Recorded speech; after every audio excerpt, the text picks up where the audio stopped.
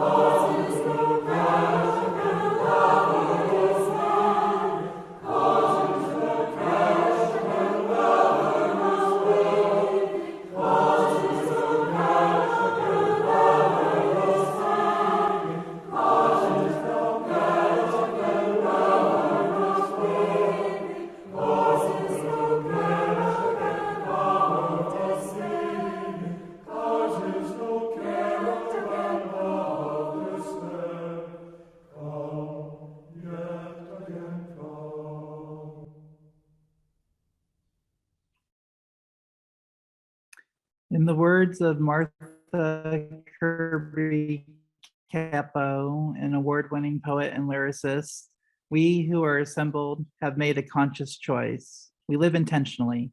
May we keenly attend to the silent pulsing needs here present at this altar, made sacred by the power of our communion. Today, as we round out our January where we have been reflecting on intention, we will hear today from two from our fellowship on their spiritual journeys. Dan Swenson will be talking about his own journey and the importance that Pastor Ron Knapp's book on Oneness has had on his thinking. Emily Fraser will talk about growing up as a pastor's kid and the complication that entails. Both will remind us of the importance of bringing intention to our spiritual life. For those who are new to our fellowship, Unitarian Universalists are a movement in the liberal tradition of the Enlightenment. We welcome all, no matter your journey, regardless of personal background, sexual orientation, nationality, race, or beliefs. Together, we seek to know each other and the world around us and to build a more inclusive community. Welcome all. Just a reminder that for at least next week, we'll still be meeting on Zoom, and announcements will be 5 minutes prior to starting the service. All right, Emily, can you light our chalice for us? This chalice shines a light on our shared past, signaling our intention to listen deeply, reflect wisely, and move boldly toward our highest ideals. Thanks, Emily.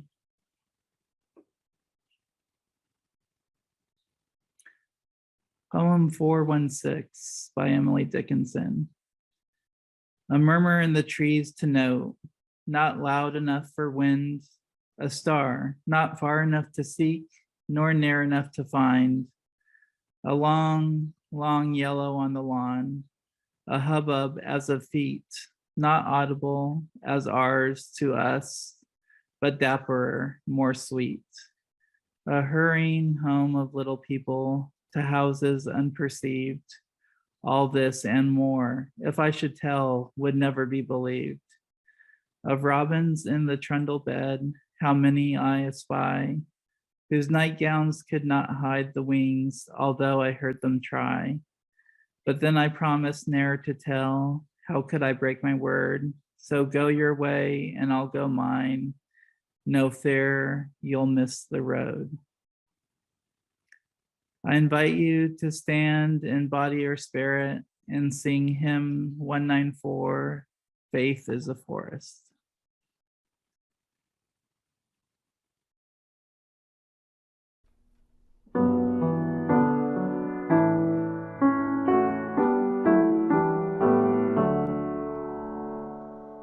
Faith is a forest in which doubts play and hide. Insight can hear the still small voice deep inside. Web of life, may this thread I weave strengthen commitment to all I believe. Vision be my guide as I seek my way. Lead me into this tender day. Speak through me in all I do and say. Seeds of both meek and strong are scattered in it. Dignity shines undimmed by bigotry's glare. Web of life, may this thread I weave help me bear witness to all I believe. Justice be my guide as I seek my way. Lead me into this tender day. Speak through me in all I do and say. Fortune and famine ride the swift winds of chance. Sorrow and pleasure seem united in dance. Web of life, may this thread I weave mingle compassion with all I believe. Mercy be my guide as I seek my way.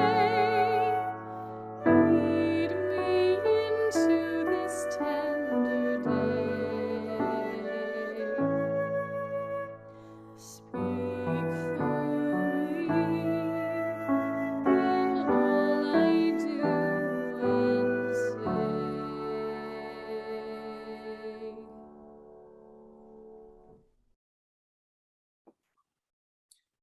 Next, we have our time for all ages, and today it will be What We'll Build, written by Oliver Jeffers and read by Storytime with Suzanne.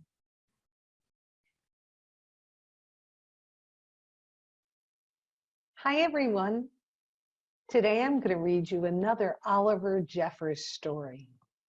This one is called What We'll Build, Plans for Our Together Future. On the back cover it says, what shall we build, you and I?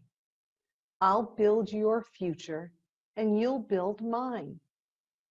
We'll build a watch to keep our time.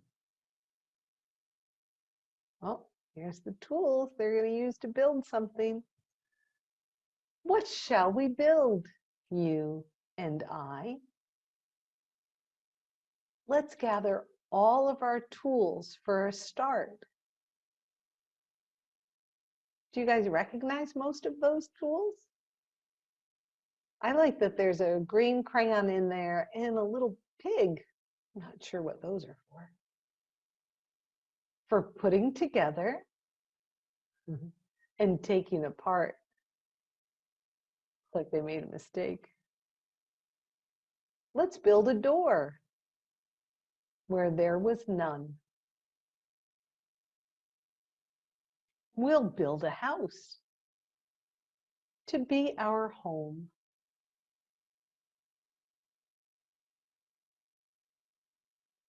I'll build your future and you'll build mine. We'll build a watch to keep our time.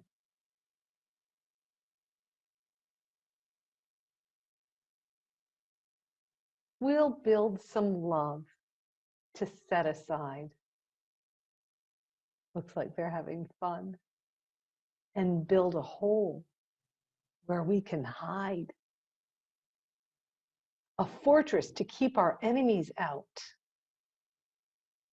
And higher walls for when they shout. But you don't always lose, and you don't always win. So we'll build a gate to let them in. We'll build a table to drink our tea and say, I'm sorry. Me too. Me three, says the witch. We'll build a tower to watch the sky and other worlds that pass us by. I see a Martian up there, do you guys? Let's build a tunnel to anywhere. Let's build a road up to the moon. Let's build a comfy place to rest, for we'll be tired soon. Do you think they're up on the moon? They might be. Maybe that's Earth in the distance. What do you think? Let's build a boat that can't be broken, that will not sink or be cracked open. A place to stay when all is lost. To keep the things we love the most. Looks like the fox is interested in their toolbox, doesn't it? We'll put these favorite things beside the earlier love that we set aside.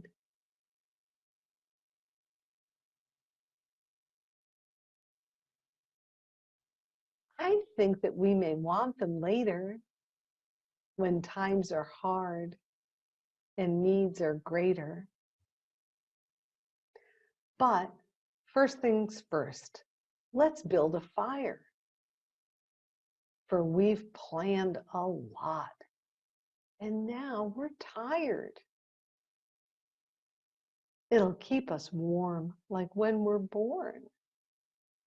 Then we'll say goodnight as all's all right. These are the things we'll build, you and I. The end. What a beautiful story. I love Oliver Jeffers' stories and his illustrations. I think they're just beautiful. I hope you guys enjoyed that one.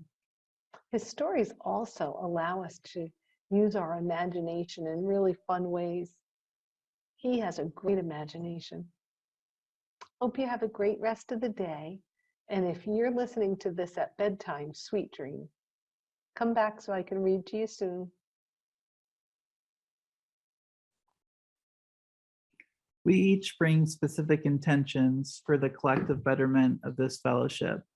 Some can help make those possibilities a reality by sharing their time, some their expertise, some their treasure, and others provide some combination of those. Whatever your gifts to the fellowship, we hope you will continue to share them so that we may continue to be a beacon in the community, and so our collective intent can be expressed. It is only with dedicated members contributing what they are able that we can persist. You can donate online by going to uufm.net and going to the donate link and marking an appropriate fund to which you can contribute. This month, Helping Hands recipient is Excel. Joys and concerns can be shared in the chat during the offertory, and I'll read them at the conclusion. Today's offertory is Cosmic Journey, composed by Gary Jard and played by Renee Brown. Please enjoy.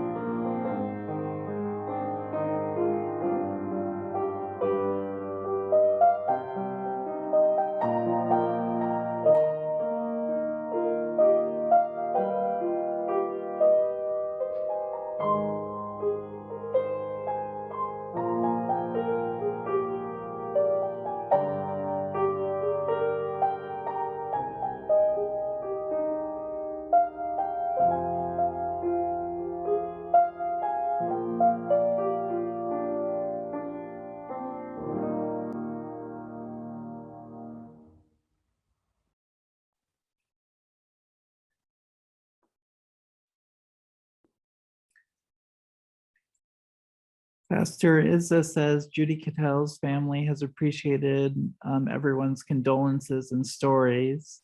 And she posted a link. You can view Judy's obituary in a slideshow at the link she's posted in the chat, and that were sent out to the Google group. She says, we miss Judy and continue to be blessed by her beautiful life. Very true. Thank you, Pastor Izza, for that. I didn't see anything else, but I wanted to also share a joy that this kind of surge in cases from the Omicron variant of COVID seems to be lessening in Kansas. So that certainly is cause for optimism.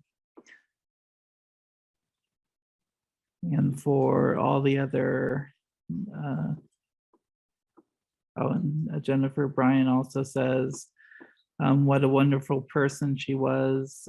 She was interested in me and how I was doing. And I have no doubt that everyone who experienced her felt the same way. I feel sad, but glad to have read this today. Thank you for that, Jennifer.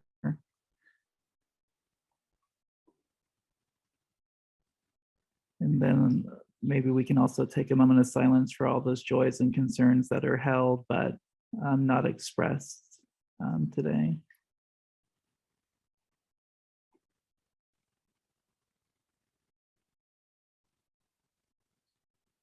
All right, I invite you to stand in body or spirit and sing hymn number 168, One More Step, played by Renee Brown.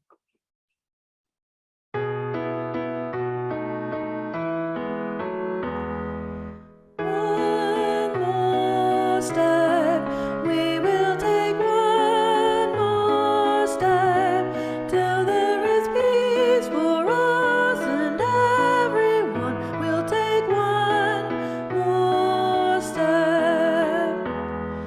One more word, we will say one more word till every word is heard by everyone. We'll say one more word. One more prayer, we will say one more prayer till every prayer is shared by everyone. We'll say one more prayer. One more song, we will sing one more song till every song is sung by everyone. We'll sing one more song.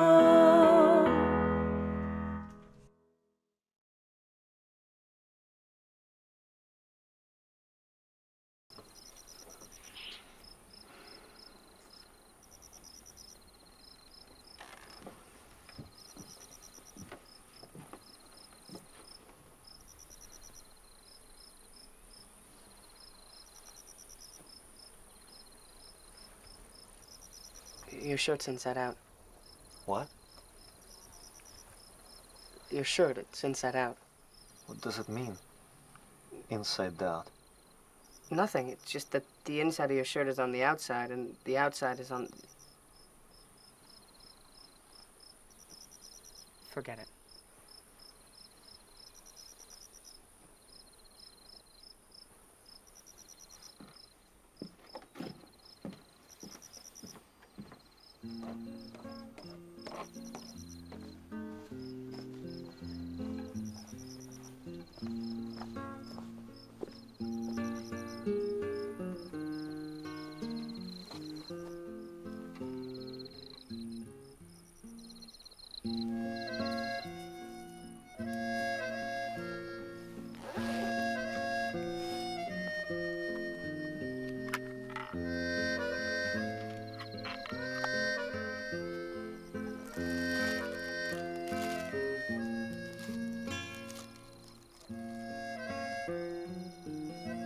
Why do you do this?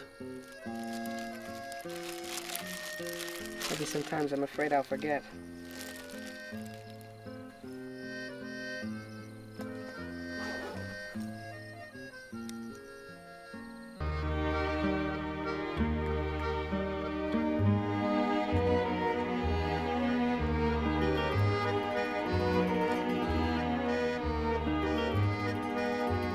I have reflected many times upon our rigid search. It has shown me that everything is illuminated in the light of the past. It is always along the side of us,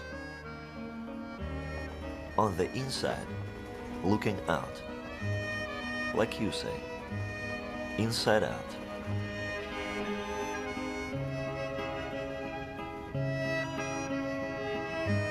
Jonathan, in this way, I will always be along the side of your life, and you will always be along the side of mine.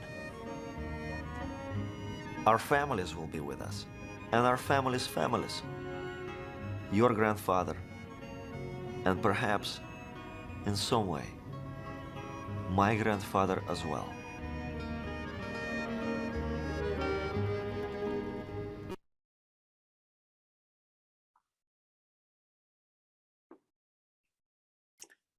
It is my pleasure today to introduce two folks from our fellowship who have graciously offered to share with us their spiritual journeys and how it has refined their intentionality.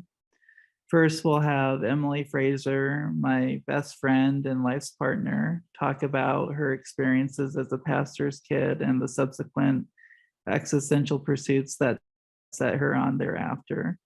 Then we'll have Dan Swenson, current UUFM treasurer and board member, talk about his journey to oneness and the role that Pastor Ron Knapp's book, Oneness, has played in his thinking. So without further ado, I'll first turn it over to Emily.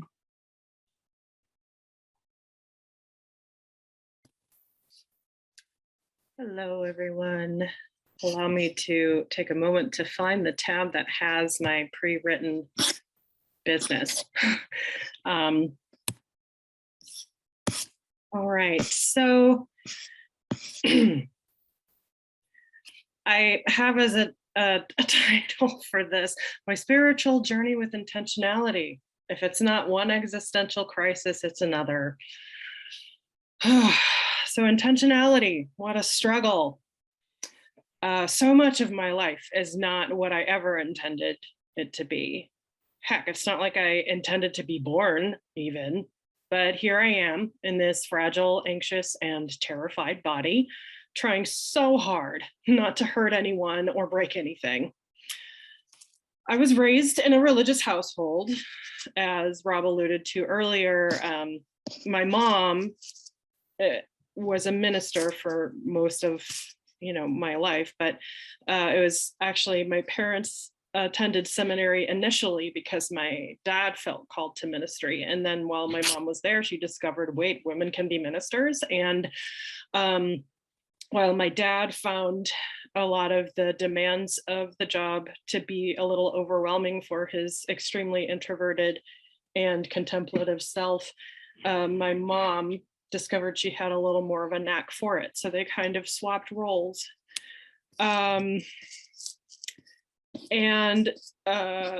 I grew up with my mom being a campus minister in the American Baptist tradition.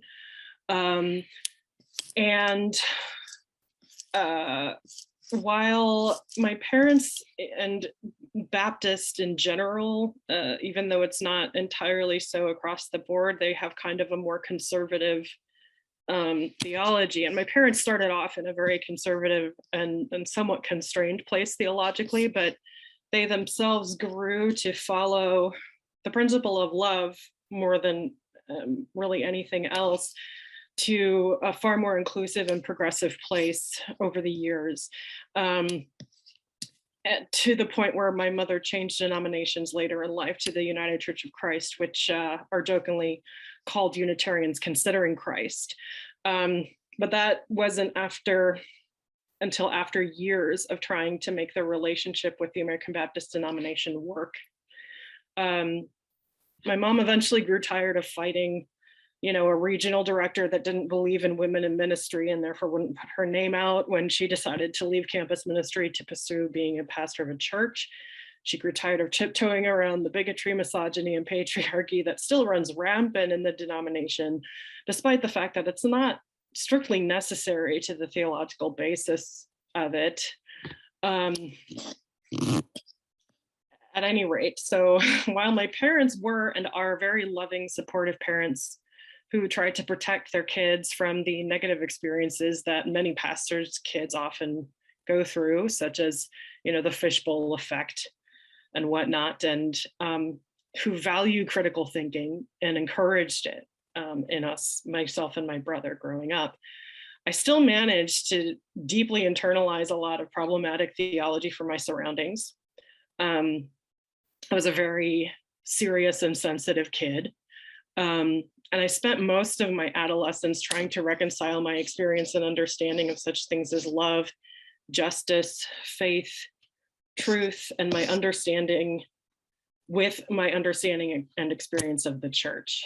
So like many UUs who come to Unitarian Universalism later in life, I had become greatly disillusioned with organized religion, but not until after many years of trying really hard to reconcile or make room for all of it, as I had also somewhat internalized this sense of responsibility to that community, that I shouldn't abandon it. I didn't want to abandon the community. I didn't want to support or enable the harm it was doing either.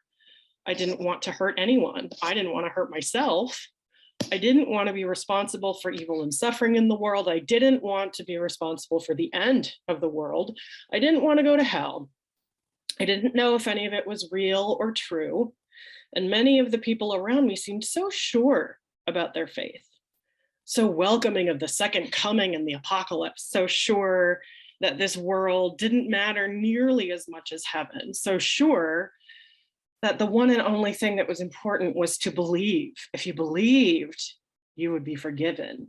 You would be saved from suffering and damnation. You just have to believe. What the fuck does it mean to believe? Pardon my French. How do you know if you believe something, let alone believe strongly or correctly enough? Just have faith. Have faith in what?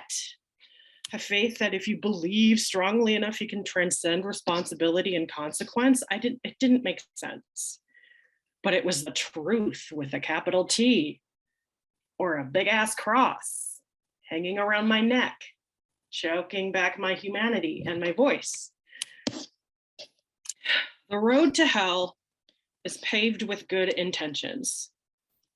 So this saying used to feel incredibly threatening to me in the context of belief. Good intentions are not enough. If you don't believe, your actions and presence will have no meaning and you'll burn in hell anyway.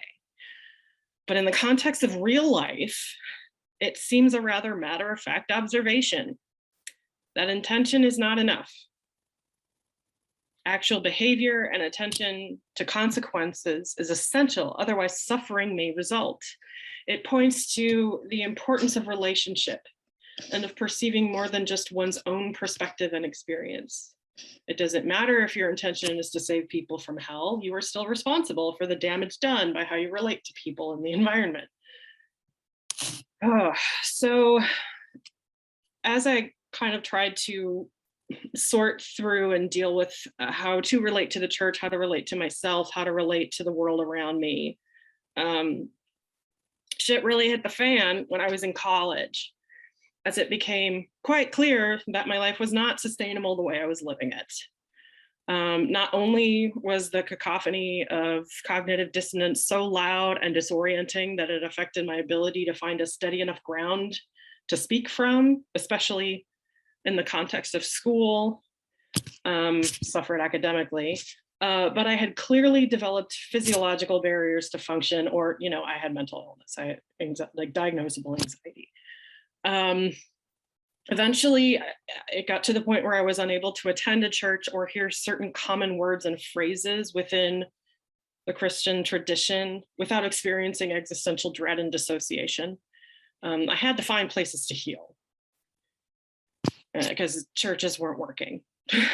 So psychotherapy, cooperative communities, women's circles, environmental and social justice groups and efforts, feminism and intersectionality, relationships with non-human creatures, creative arts and movement, Eastern and Native religious principles and mythology. These were all important forces in my life as a recovering Baptist. It was through these connections that I had occasion to attend a Unitarian Universalist church in Kalamazoo, Michigan. I did not feel threatened there. Even my spouse, Rob, found a spiritual community he could relate to there. He did not grow up in a religious household. Life had us moving for a bit, so we didn't have a church for a bit. But Rob and I were so grateful to find UUFM upon our move to Manhattan. So my intention is to find and practice a sustainable way of living, physically, emotionally, socially, spiritually, economically, environmentally. It's not easy to figure out. I'm not good at it. I feel like I've gotten worse at it with age. There are all sorts of ongoing internal conflicts and competing intentions and values because life is a hot mess. I am grateful to have found a spiritual community that shares the core values and intentions that I have. It's hard enough without having to spend most of your energy trying to voice and validate these values and intentions within a framework that has so little room for it. I feel safe here. I feel welcome. I feel a far more genuine, unconditional love. I still struggle with trusting it. I still struggle with trusting myself, but I am very grateful for this community.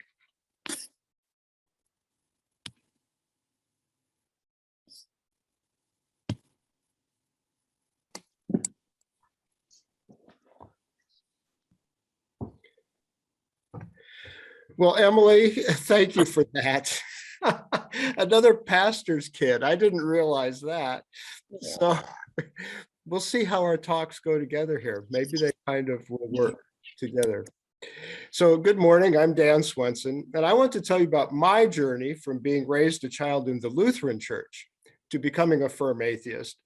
I would imagine my journey is like that of many of you who were raised in a church, and like Emily's. I've never really spoken publicly about my changing beliefs, but I want to make a record now of my memories and maybe pass on something to my children and my grandchildren to help them understand me. So sitting down and preparing this talk, I felt kind of intimidated. Just the title, Spiritual Journey, seems a bit presumptuous to me. I'm not a philosopher.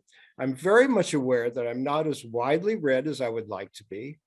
And yet life pushes us along and we have to make moral choices while still accepting that we have a lot of uncertainty. So this is about my journey to my choices and to the person I would like to be. My journey is not your journey. And although my choices seem to me to be the only possible options, other people are different and see things differently. So that's to be human. So let me go back to how I felt as a child. In Let Us Now Praise Famous Men, James Ague compares his experience as an altar boy with the ritual of preparing a sharecropper's breakfast. He writes about his experience as an altar boy. I used as a child in the innocence of faith to bring myself out of bed through the cold, lucid water of the Cumberland morning and to serve at the altar at earliest lonely mass, whose words were thrilling brooks of music and whose motions a grave dance.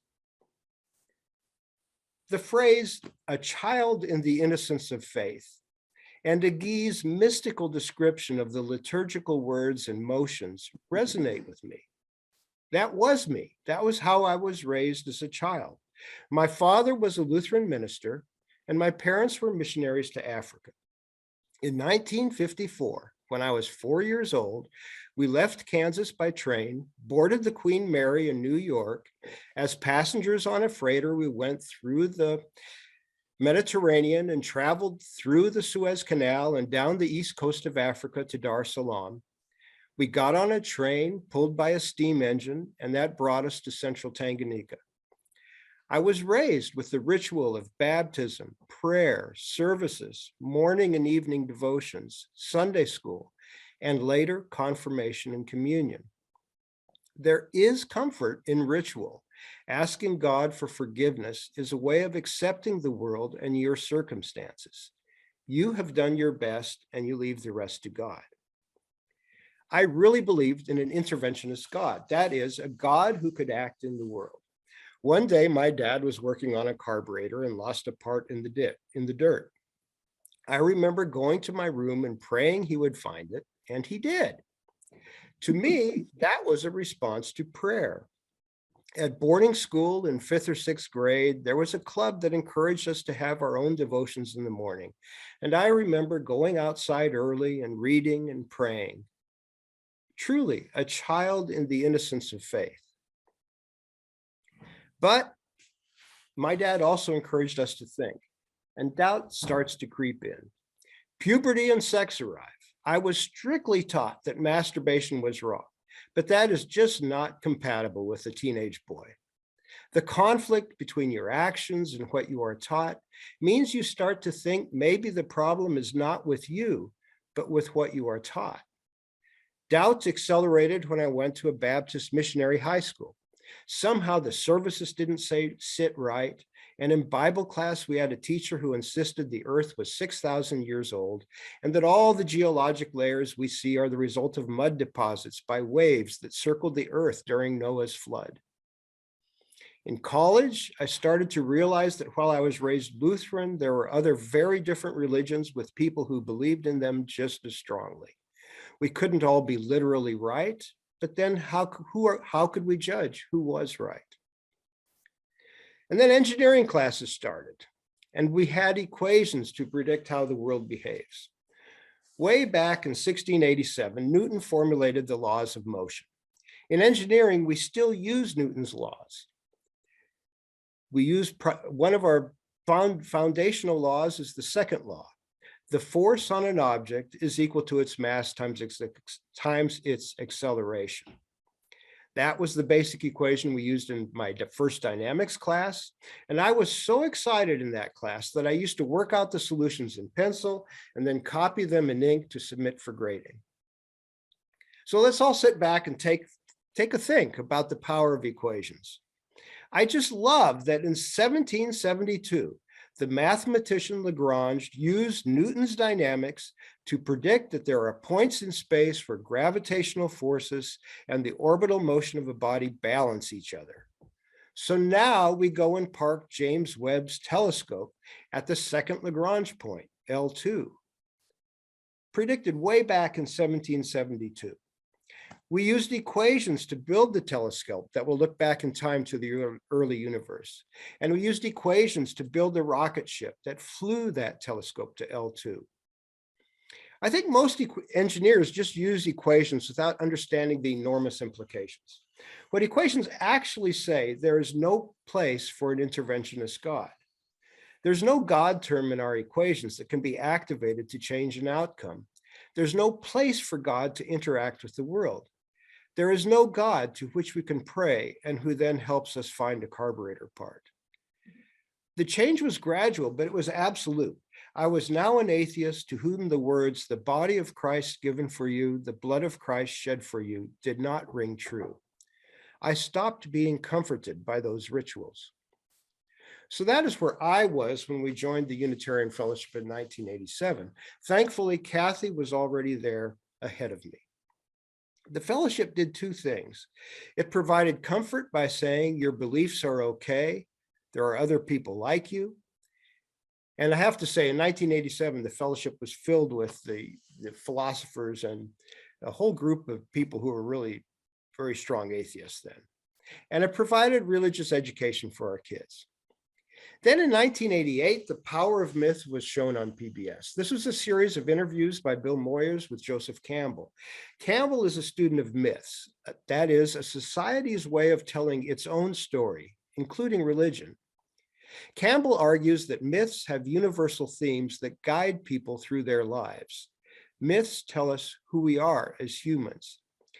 The universality of the myths helped me understand, at least in some sense, that religion and myth were really addressing deeper universal needs and were not about the surface details. The problem facing us now is that we need a modern mythology that's consistent with our scientific knowledge, but that can also provide a moral compass.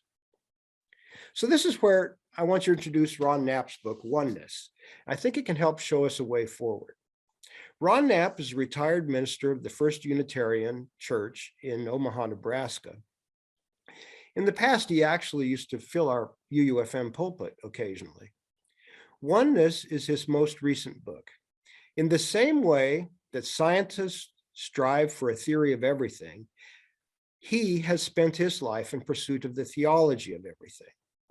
His starting foundation is evolutionary biology and cosmic evolution. So to quote Ron, from evolutionary biology, we learned that all living creatures come from a single original life form. Thus, there is a oneness to life. From astrophysics, we learned that the universe in which we exist began with what is called the Big Bang.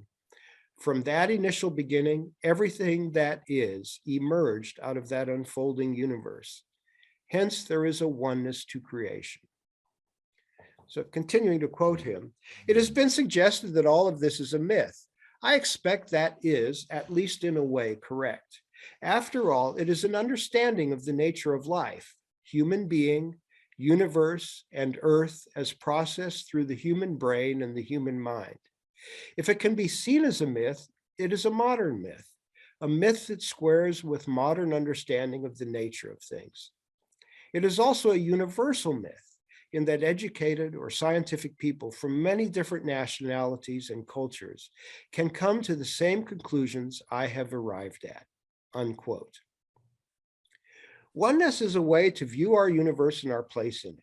With awe, we understand how insignificant we are and how wonderful it is to exist.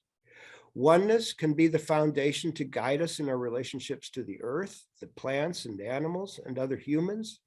It is consistent with what we understand as the facts of our existence, and yet it opens our emotions to reach out and embrace the lives of which we are one part.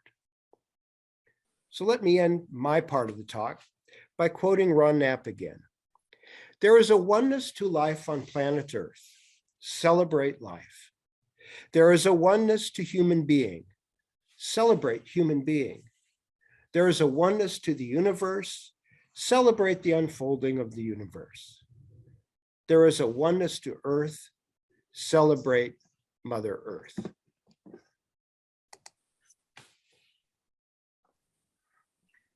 Thank you so much for to both Emily and Dan for those great reflections on your own journeys that I think we're all appreciative that you were willing to share with us. Thank you very much. Next, I invite everyone to stand in body or spirit and sing hymn 1028, The Fire of Commitment, played by Star King UU Church.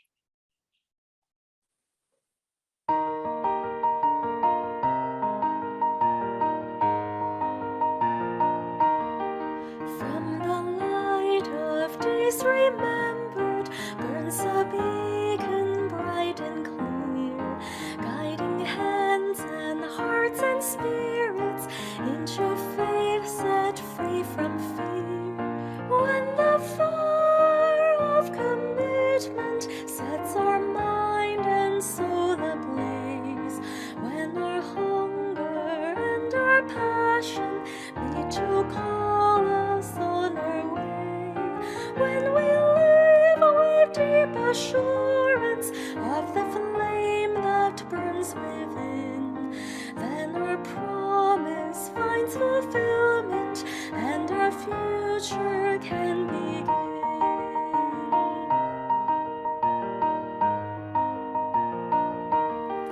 From the stories of our living rings a song both brave and free, calling pilgrims still to witness to the life of liberty.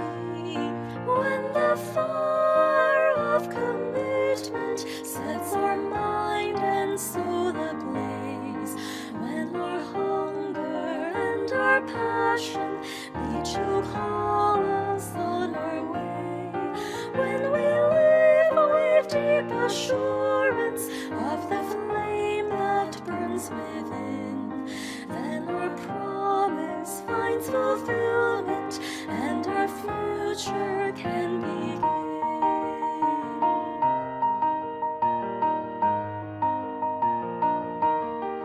From the dreams of youthful vision comes a new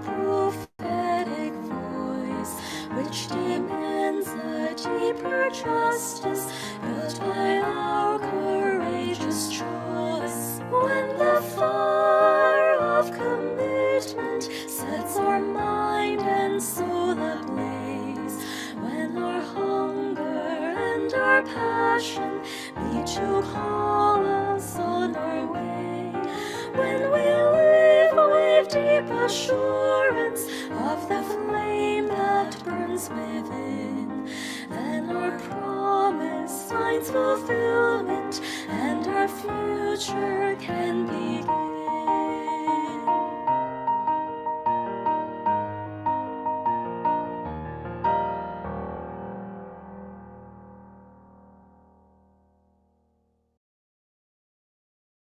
In the words of Andrea Hawkins Camper, may we see all as it is, and may it all be as we see it. May we be the ones to make it as it should be, for if not us, who? If not now, when? This is answering the cry of justice with the work of peace. This is redeeming the pain of history with the grace of wisdom. This is the work we are called to do, and this is the call we answer now, to be the barrier and the bridge, to be the living embodiment of our principles, to be the work of building the beloved community, to be a people of intention and a people of conscience. Amen. All right, I'd like to ask Kathy to go ahead and unmute folks, and then we can have coffee and conversation. If Doug wants to go ahead and open breakout rooms.